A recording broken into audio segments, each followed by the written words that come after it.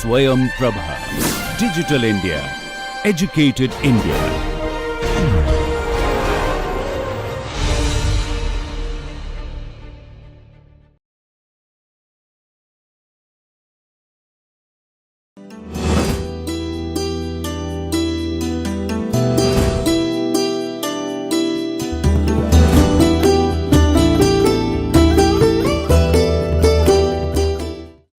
Hello friends, well, we are into the 12th week of our course, and this is the final week of our course, Elements of Literature and Creative Communication.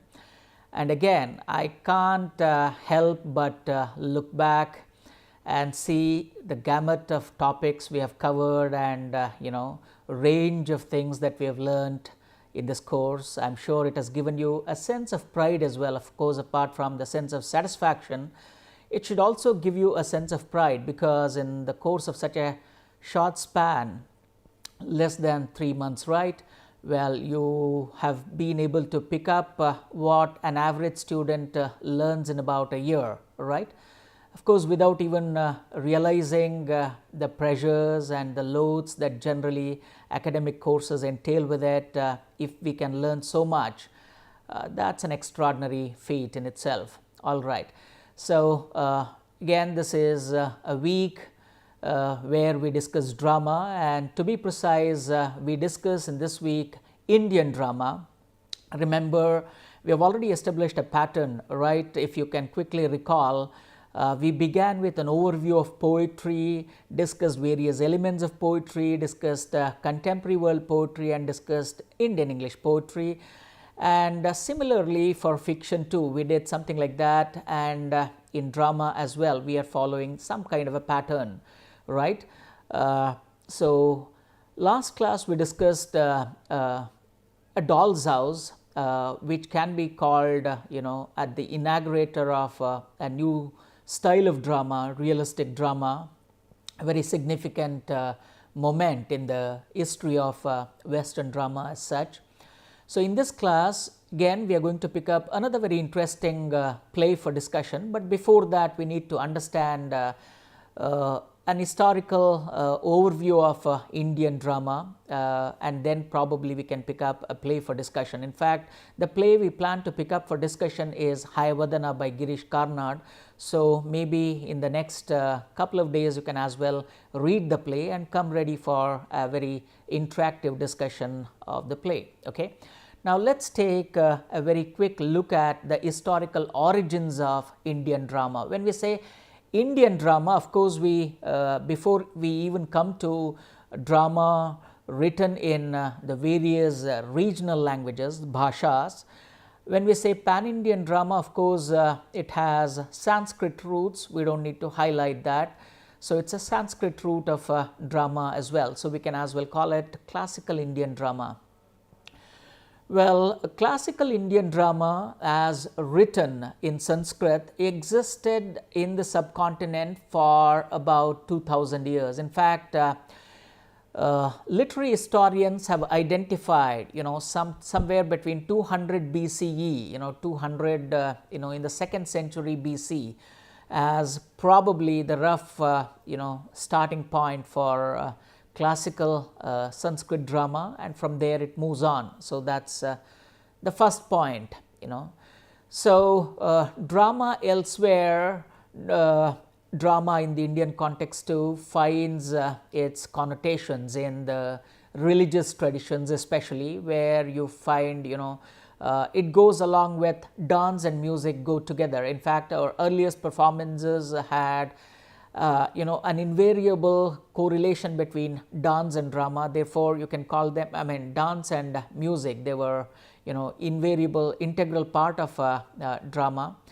And whenever we discussed Indian drama, generally speaking, of course, the first point of discussion is Natya Shastra and of course Rasa theory. Before we delve deep into what Rasa theory is and what Natya Shastra is, we need to know that these are what can you call? You can call them keywords, the first keywords that you can encounter when you come to classical Indian drama. Okay. From here, Natya Shastra is our first step. In fact, Natya Shastra is considered as the first Sanskrit treatise, believed to have been written somewhere between 200 BCE to 200 CE. Remember, we didn't have the concept of history in the Western sense of the term. We have already identified that. So, based on certain textual evidence, we can locate the text. We can locate the historical origin of the text somewhere between 200 BC to 200 CE. And this is one of the most ancient and authoritative texts on performing arts and dramatic arts, written by Bharata Muni, like Aristotle's Poetics, but a little earlier, or maybe you can say a little more expansive than Aristotle's Poetics, Natya Shastra here. It is said that it has about 36 chapters and about 6,000 verses. So, Natya Shastra, the ancient Sanskrit treatise that deals with performing arts and dramatic arts, talks about various dramatic techniques, various performative aspects of drama and things like that, in about 36 chapters using 6,000 verses. There is a beautiful story concerning the birth of Natya Shastra. Remember, myths and legends are extraordinary ways of understanding the consciousness of a society, the collective consciousness of a society. That is why, if you can recall, in the introductory video we said that we are a mythic people. Myths run deep in our veins and all that. Whatever we touch, we turn them into stories, myths, legends, songs, things like that. There's a reason why we said that. So, even behind Natya Shastra's origin, you have an extraordinary story. Once it so happened that, again, this is what is evident from Natya Shastra. So, after Kruta Yuga and before the onset of Treta Yuga, these are our societal concepts of epochs, ages, various ages, right. So, gods went, under the leadership of Indra, they went and met Brahma, and they said that, things are deteriorating on the, on the earth, as well as, things are not as they used to be. Therefore, they request the god of creation, Brahma, to create something extraordinary, such that, people everywhere, be it, gods in the heaven, or, demons in their Asura Loka, or even human beings on earth, they can be engaged and they can also be entertained. The purpose is something simple. Krida niyamakichamam drushyam shravyancha yad bhavech. Now, look at this. So, they request God to create something that engages both their sight and sound. Drushyam shravyancha yad bhavech, something that appeals to their sense of sight and sense of auditory organs, something like that. So, now Brahma thinks deep, and then he thinks he could create something, so that it could just act as a good counsel for people in need and people who are in search of or in pursuit of Purushartha. Remember, Purushartha plays a very important concept in Indian philosophy. You have, Dharma, Artha, Kama, Moksha. These are the 4 pillars of Purushartha, and all our life is in pursuit of that, achieving a kind of a balance there. And when God requested Brahma to create something like that, Brahma goes ahead and says, why? Let me add something more to this, not just something in pursuit of Purushartha. I'll also give you something, which is an essence of all the scriptures, all Vedic scriptures, which can act as foundation for all the arts. Therefore, with that intention, Brahma creates, Natya Veda. So, he picks up, in fact, out of the 4 Vedas, he picks up parts from various Vedas and creates the 5th Veda and calls it Natya Veda, or the performance arts, something like that. Now, look at this particular aspect should reveal the kind of importance dramatic arts and various other performing arts enjoyed in India. They almost enjoyed the status of a Veda. That's why they have come to be called fifth Veda. And how does Brahma create Natya Shastra, an extraordinary scripture related to performing arts and dramatic arts? He picks up words from Rig Veda, the ancient Veda, you know that, right? He picks up the storyline. He picks up the storyline or the word Patya from Rig Veda. Then he picks up musical elements from Samaveda, Gita, it's called Patya, text, Gita, musical elements. And from the Yajurveda, he picks up Abhinaya, the language of gestures, expressions, things like that. And from the fourth Veda, Atharva Veda, he picks up Rasa, or the aesthetic experience, and thereby he creates the fifth Veda called Natya Shastra. So this is an excerpt from Natya Shastra. Let Natya, which is a combination of drama and dance. Natya has both the connotations, Nataka and Natya, Nartana, both have the same root words in Sanskrit, that's why it's a dramatic performance or a dance drama, whatever you can call it, it's a fifth Veda, something like this.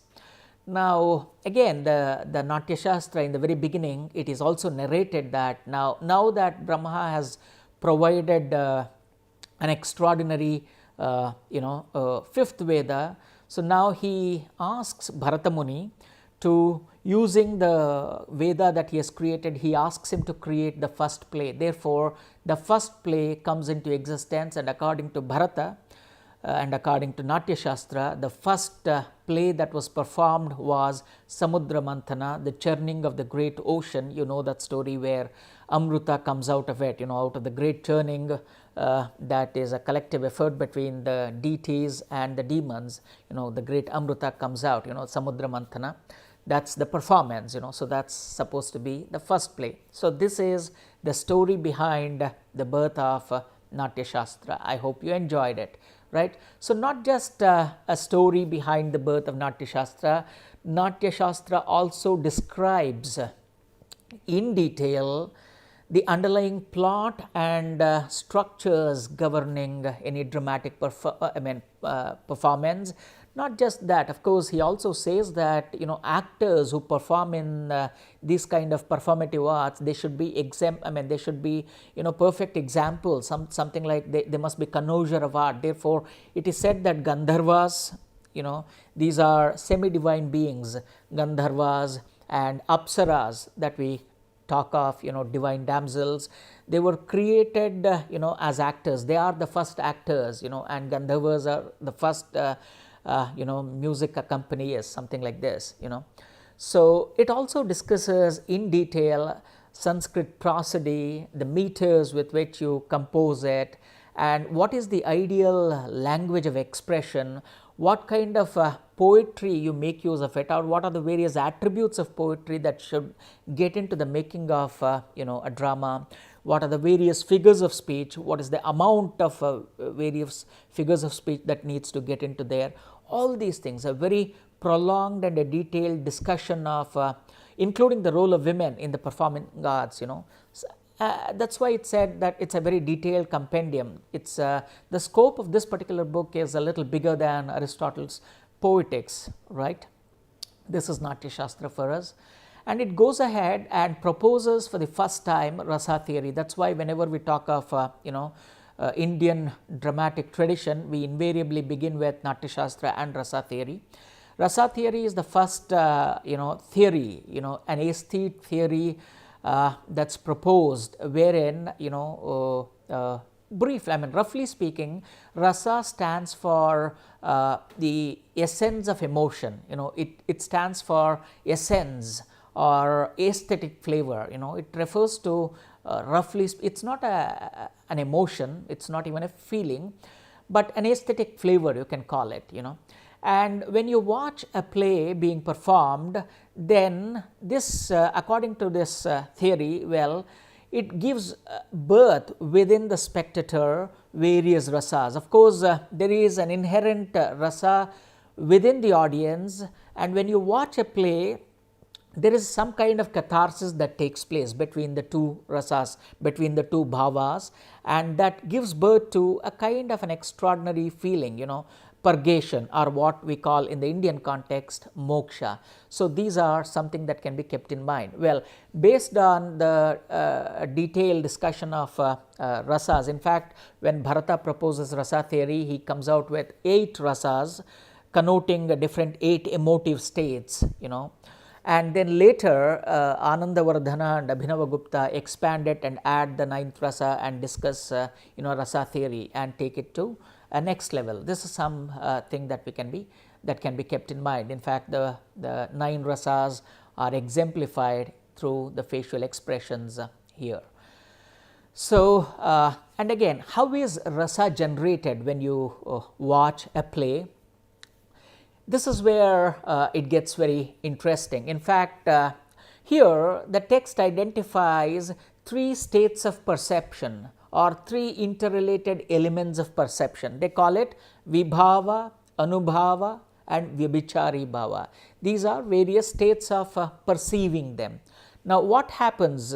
Now, it says that vibhavanubhava vyabhichari samyogad rasa nishpattihi.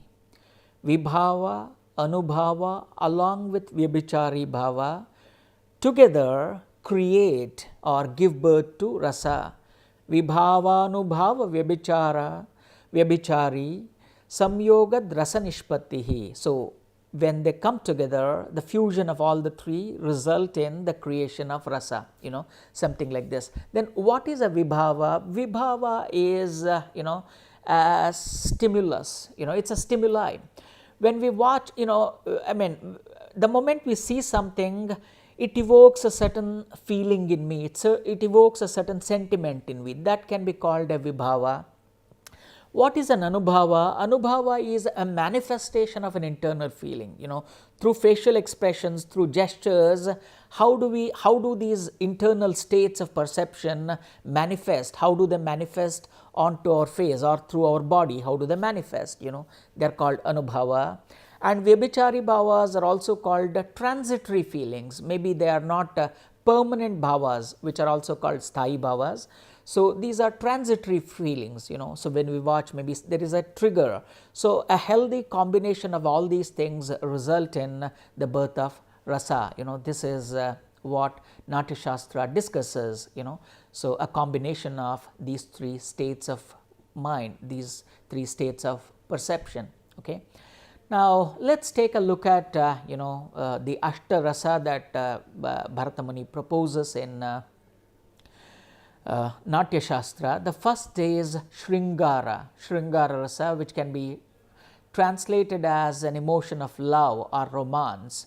So, here now look how scientific it is, So, with each bhava, with each rasa, a particular deity is associated, a particular color is associated and a particular symbol is associated, And a lot of psychological studies have happened between these kind of connections, Of course, this is not a place, the class, this particular class does not provide us a scope to discuss the psychological dimensions of these things, but for our understanding, we can search it elsewhere maybe, Shringara, the emotion of love and romance is associated with color green.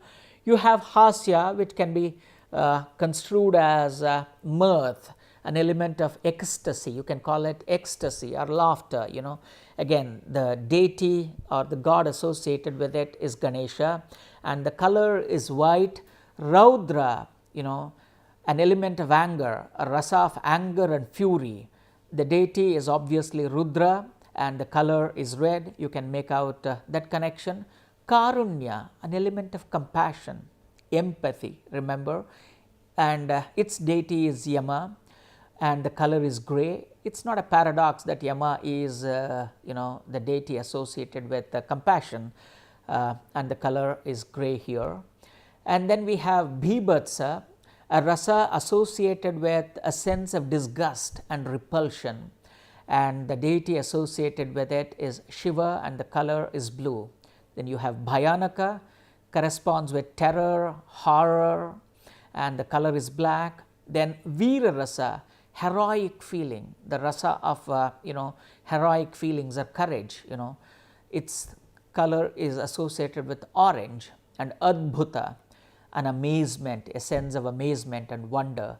The deity is Brahma, and the color associated with is yellow. And later, of course, along with these 8, you have the 9th rasa that gets added sometime in 8th century AD, right?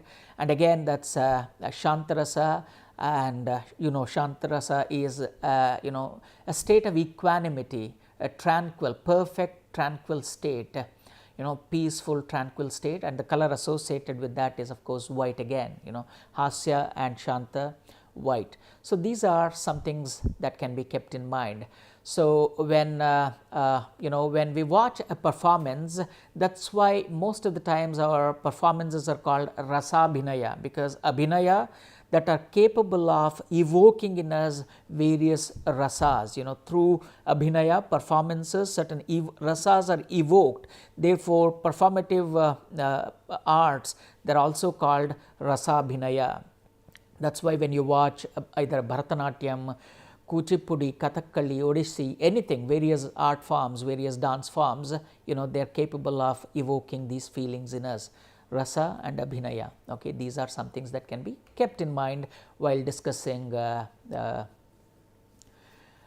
Shastra and its rasa concepts. Of course, the influence of Bharata's Natya Shastra and especially rasa theory, it does not end with Sanskrit drama and poetics. Remember, it has a pan-Indian presence. Even to this day, when we discuss the concept of Indian drama, we can trace certain elements, certain shades of Sanskrit drama and poetics, even in our contemporary regional plays and regional dramatic performances as well.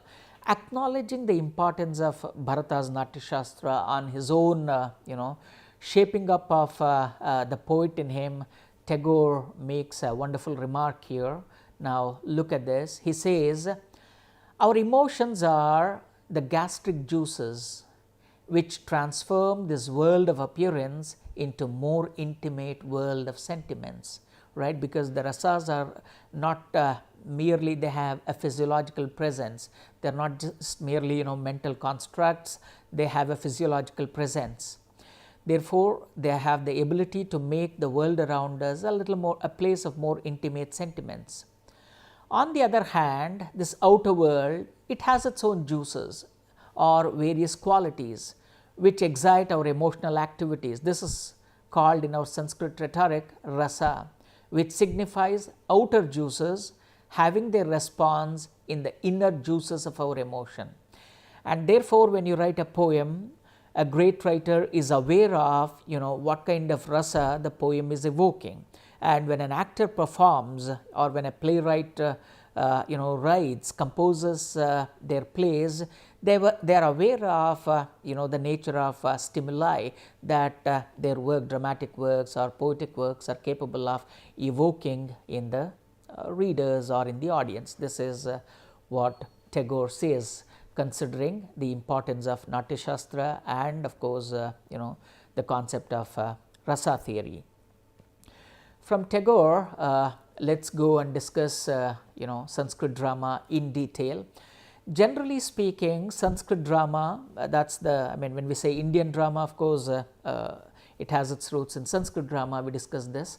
The rise of the regional theatres, the rise of drama in the regional languages, it is of a much later origin. Okay, so until that point of time, you have Sanskrit drama. Okay, the first phase is set to that's called the golden age of classical Sanskrit drama. The first phase is the golden age. You have some remarkable dramatists and playwrights such as Kalidasa here. In fact, remember, Kalidasa has attained an iconic status, like Vyasa and Valmiki. Kalidasa has attained an iconic status in the collective consciousness of Indian society, right? So, beginning with Ashwaghosha, in fact, literary historians identify Ashwaghosha as the first playwright, though we do not have many plays that are written by Ashwaghosha right now, they are lost in time. Various other playwrights refer to Ashwaghosha. Ashwaghosha is the well-known Buddhist monk who is the author of this epic poetry called Buddha Charita, right? You must have read that in translation, Buddha Charita. So, Ashwaghosha, and from there you go to Bhasa and Shudraka, then you have Kalidasa and Vishakadatta. So, spanning 500 years, roughly speaking 500 years, the 1st century AD to about 5th century AD. Then from 6th century onwards, it's called the silver period of Sanskrit drama, you can call it, because already Sanskrit drama is slightly on the decline, because you don't find anybody that can match the stature and grandeur of playwrights and dramatists such as Kalidasa and Bhasa here. Some of the important names here stand for Harsha, Bhavabhuti especially, Uttara Ramacharita, you can think of those names, Rajashekara, again Rajashekara Charita and all that, Bhattanarayana, Kshemeshwara, these are some well-known names. Then from 11th century onwards, it's the declining period of Sanskrit drama, and probably in the next 200 or 300 years, you find the entire tradition almost, dried up, something like that. Dried up not entirely, because the sucker of Sanskrit drama starts flowing in an indirect way through regional drama, regional theatres and all that, okay, that can be kept in mind, So, you have Sanskrit drama being discussed in these two phases. The first poet is, the first playwright is Kalidasa. Kalidasa is a very well-known Sanskrit poet and also playwright, and again remember the historical reference to Kalidasa is still mired in a lot of ambiguity, it's still shrouded in a lot of ambiguity, because scholars have identified a couple of Kalidasas, right from the one who existed in, sometime around, Kanishka, during the times of Kanishka, 1st century BC and all that, to 5th century, and some later historians have even spotted his presence in 7th century during the reign of Bhojaraja and others, and some associate him with Vikramaditya. So, we don't exactly know which Kalidasa it is, but obviously there must be a writer such as Kalidasa, the author of some remarkable plays such as Abhignana Shakuntala, Malavikagnimitra and Vikramorvashiya. Remember, Abhignana Shakuntalam, the influence of Kalidasa is not just on the Indian subcontinent. We have already identified while discussing, Goethe and world literature, how after having read Shakuntala by Kalidasa in translation, Goethe seemed to have remarked such an extraordinary imagination in Indian literature, and how that in turn shapes, his poetry, his plays and all that. So, therefore, Kalidasa has had a huge global presence. Sometime in the 17th century, you find translations of Kalidasa in many European languages, including German, French, English and all that, So, that is why Kalidasa comes first for us, an extraordinary iconic playwright. And when it comes to Kalidasa, of course, we can't but think of Abhignana Shakuntalam. And most of his plays are, these are vignettes, vignettes from the Mahabharata, they are taken from some upakathas, various subplots of Mahabharata. Shakuntalam too talks of, the union between Shakuntala, daughter of Vishwamitra and the divine nymph, and, Dushyanta, and of course, the name Bharata that we have today is attributed to their son, Bharata, the greatest ruler, who has his presence in our traditions, myths and legends and all that, Bharata, out of which this Bharata Kanda, is seemed to have emerged. So, this is the story about, them, Shakuntala and Bharata, an extraordinary play, probably you need to pick it up. So, in this class, we began our discussion with, classical Sanskrit drama, identified Bharata's Natya Shastra as the first great treatise that discusses in detail various components of performing arts and dramatic arts, and the concept of rasa, concept of rasabhinaya, and of course various perceptual states, bhavas. When it comes to bhavas, you have vibhava, anubhava, vyabhichari bhava, and how a combination of all that results in the creation of rasas and all this. The next class, we can pick up the remaining components of Sanskrit drama, and then we can come to Indian English drama. Please remember, we would not be able to discuss all the regional dramatic traditions here for want of space and want of time. So, after a discussion of Sanskrit drama, we straight away move to Indian English drama. All right. So, see you in the next class.